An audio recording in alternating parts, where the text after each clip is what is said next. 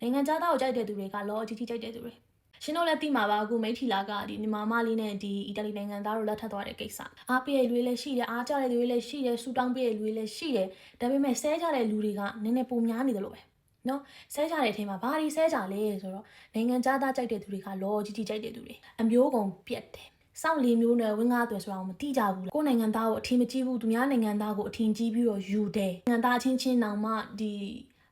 နော်တစ္ဆာဖောက်ခံရတာသူများနိုင်ငံသားယူပြီးရင်ပိုတောင်ဆိုးမှာနင်တို့ရောင်းစားခံရမှာမြန်မာမိန်းကလေးတွေကဈေးပေါ်တယ်စုံနေတာပဲဆိုတော့ပထမဆုံးချက်ပြောပြမယ်နိုင်ငံသားနဲ့ယူရလူကလောကြီးကြီးကြိုက်လို့ယူရလားပြောရမယ်ဆိုရင်ဒါလူနဲ့လူနဲ့ယူရလीနော်ဒီကဘာပေါ်ကဒီဘယ်လိုပြောမလဲဘာသာရေးအမြင်ကွဲလွဲမှုဒါတွေအကုန်လုံးဖယ်မယ်ဆိုလို့ရှိရင်လူကလူပါပဲအီတလီနိုင်ငံသားလည်းလူပဲမြန်မာနိုင်ငံသားလည်းလူပဲအိန္ဒိယလည်းလူပဲပါကစ္စတန်လည်းလူပဲကွန်ဂိုကလည်းလူပဲလူကိုလူလို့မြင်တတ်ဖို့အရေးကြီးတယ်နော်လူရဲ့အဓိပ္ပာယ်ဟာဘာလဲကျန်တဲ့လူတော့မသိဘူးကျမအတွက်လူဖြစ်ရခြင်းရဲ့အဓိပ္ပာယ်ကဘာလဲဆိုလို့ရှိရင်နော်တခြားသူနစ်နာမှာတခြားသူဒုက္ခရောက်မှာမျိုးမလုပ်ဖဲနဲ့ကိုချင်းစာတရားရှိပြီးတော့ကိုယ့်ရဲ့လုပ်ရက်အပေါ်ကိုတောင်းဝေယူနိုင်တာလူပြီးသားခြင်းပဲဒါတော့ကျမအဲ့လိုပဲခံယူတယ်လူဟာလူလို့တတ်မှတ်လို့ရတယ်ဆိုရင်ကျမယူမှာပဲနောက်တစ်ချက်လောကိစ္စမြန်မာနိုင်ငံကလူတွေကလေအဲ့ဒီတခုဘာလို့ဒီအိယာဘောကကိစ္စကိုပဲသွားပြီးတော့တွေးကြလဲမသိတခုဆိုရင်အိယာဘောကိစ္စကိုသွားတွေးကြတာဒါကလေမြောက်အုံသီးရတဲ့ပုံစံပေါ့နော်ဘာလို့လဲဆိုတော့ကျမတို့ငငယ်ကလေးကဒီရင်ကျိမှုအမျိုးဘာညာကွိကွာတွေနဲ့ဒီ sex case education မှာဒီရှက်စရာတခုလိုမြင်ပြီးတော့နော်ဒီလိုဖိနှိပ်ခံထားရတာပြောရမယ်ဆိုရင်ဒါမတင်ခဲ့ရဘူးမတွေ့ကြုံခဲ့ရဘူးပေါ့နော်21ရာစုကိုရောက်လာတဲ့အခါမှာကျွန်တော်ဘာပဲကြည့်ချင်ဘာပဲလှုပ်ချင်နော် screen ကိုတစ်ချက်တောက်လိုက်တာနဲ့ရနေတဲ့အချိန်မှာကျမတို့နိုင်ငံကစကလေးက sex education မရှိတဲ့အခါကျတော့ဒါတွေကထိန်းချုပ်ဖို့အရန်ခက်တယ်နော်မြောက်အုံးသီးရသွားတယ်လို့ပေါ့နော်ဟာဓာကြီးလို့ဖြစ်သွားတဲ့အချိန်မှာတခုတွေးလိုက်တာနဲ့ဒီကိစ္စဖြစ်လာတယ်ဘာလို့လဲဆိုတော့ဒါကျမတို့အရင်ကတည်းကအတွေ့အကြုံမရှိလို့ဒါကျမတို့အရင်ကတည်းကမလေ့လာမစီးဘူးထားလို့ကျမတို့အရင်ကတည်းကဒါတခါမှမရဘူးတာဖြစ်တဲ့အတွက်ကြောင့်ဒီလိုဖြစ်တာဒီအိယာဘွားကိစ္စကိုပုံဆိုတွေးပလိုက်တာအိမ်တောင်ရေးမှာ sex ကိစ္စအရေးမကြီးလားဆိုတော့အရေးကြီးပါတယ်နော်ဒါကဘယ်သူမှရှောင်လွှဲလို့ရတဲ့ကိစ္စလည်းမဟုတ်ဘူးဒါကရှက်စရာကိစ္စလည်းမဟုတ်ဘူးလူရဲလို့ဖြစ်လာရင်သူ့အသွေးသူ့အသားနဲ့သူလိုချင်တာမှန်သမျှဒါတော့ပုံမှန်ပဲဒါရှိကြတာလူတယောက်အရေးတောက်တယ်လူတယောက်အသက်ရှူတယ်လူတယောက် sex ကိစ္စဖြစ်တယ်ဒါကြီးကပုံမှန်ပါပဲ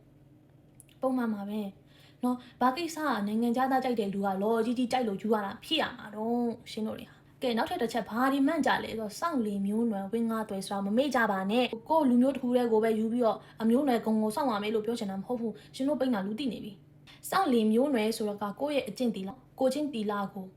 ထိမ့်စောင့်ရှောက်ခိုင်းတာဒါကိုစောင့်လီမျိုးနွယ်လို့ပြောတာနော်ဝင်းငါးသွဲဆိုတာတို့ဗုဒ္ဓဘာသာရဲ့အခြေခံ၅ပါးတီလာကိုပြောတာဖြစ်ပါတယ်ရှင်တို့တွေဟာဘာသာမတူဘူးယဉ်ကျေးမှုမတူဘူးခံယူချက်မတူဘူးလူတိုင်းလူတိုင်းကခံယူချက်မတူဘူး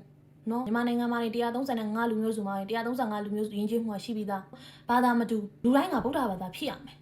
ရှိလားလူတိုင်းကခရစ်ယာန်ဖြစ်ရမယ်ရှိလာ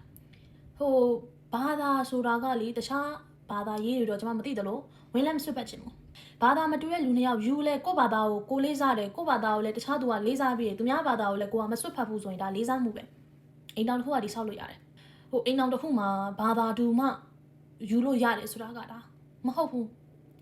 ဘလို့လူမျိုးကိုယူလို့မရဘူးလဲဆိုတဲ့ခါကျတော့ကိုယ့်ဘာသာကိုမလေးစားစလို့သူများဘာသာကိုလည်းကိုကသွားပြီးလေးစားမနေလို့ရှိရင်ဒါယူလို့မရဘူးနော်မီးပွားနဲ့ဆိုရင်မီးတောက်ဖြစ်တယ်တိုက်ခိုက်လို့လည်းစိတ်မရှိရင်ဒါပေါင်းလို့ရတယ်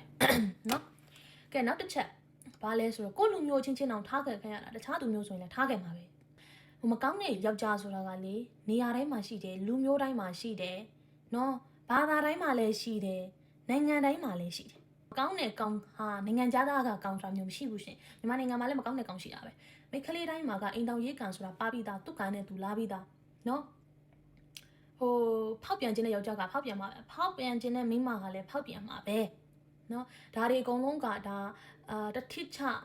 ျဖြစ်ကိုဖြစ်ရမယ်ဆိုပြီးတော့တတ်မှတ်ထားလို့မရတဲ့ကိစ္စတွေဖြစ်ချင်တဲ့ချိန်တိုင်းဖြစ်သွားနိုင်တဲ့ကိစ္စတွေနော်ငါရဲ့အိမ်တောင်ရေးကတော့10နှစ်ရှိပြီဒါမပြတ်စည်းနိုင်ဘူးပြည့်စည်နိုင်တာပဲအကုန်လုံးဟာဖြစ်ပြီးရင်ပြတ်တာကြီးပဲ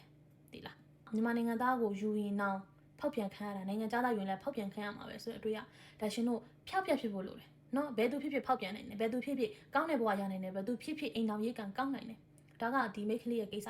ဒါကရွေးချယ်တဲ့သူရဲ့ကိစ္စရှင်တို့ကိစ္စမဟုတ်ဘူးနော်ကောင်းတာဖြစ်ရင်လည်းသူတို့ယူသွားလိမ့်မယ်မကောင်းတာဖြစ်ရင်လည်းသူတို့ခံသွားလိမ့်မယ်ဒါသူတို့ကိစ္စ အာရှသူတွေဈေးပေါ်တယ်ဒါရှင်တို့တခြားနိုင်ငံမရောက်ဘူးလို့ပါ